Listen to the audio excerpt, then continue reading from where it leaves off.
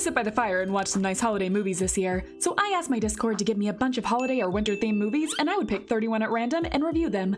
I'm not a movie reviewer, just a fish that likes watching movies, and these are just my fishy opinions. So next up is...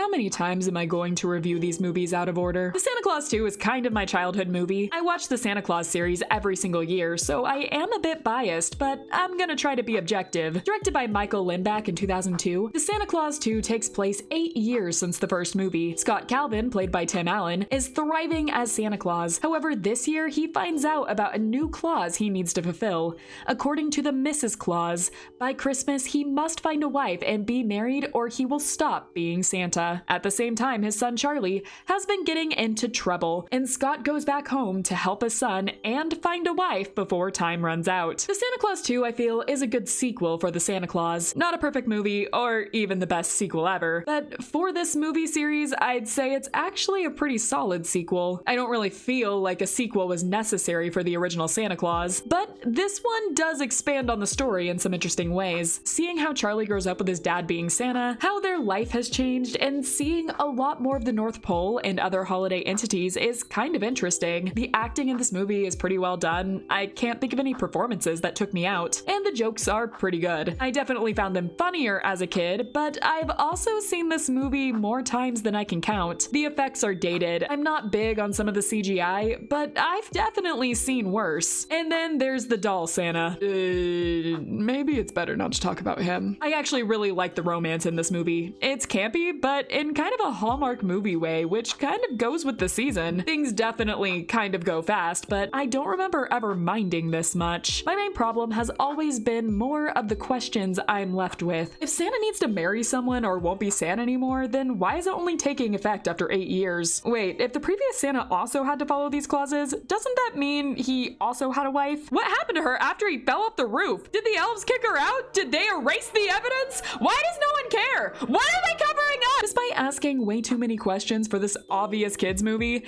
I think the movie is still fun to watch. It's in my Christmas watch list every single year, and it really makes me feel like the holidays have started. I'm giving the Santa Claus 2 a jingle bell.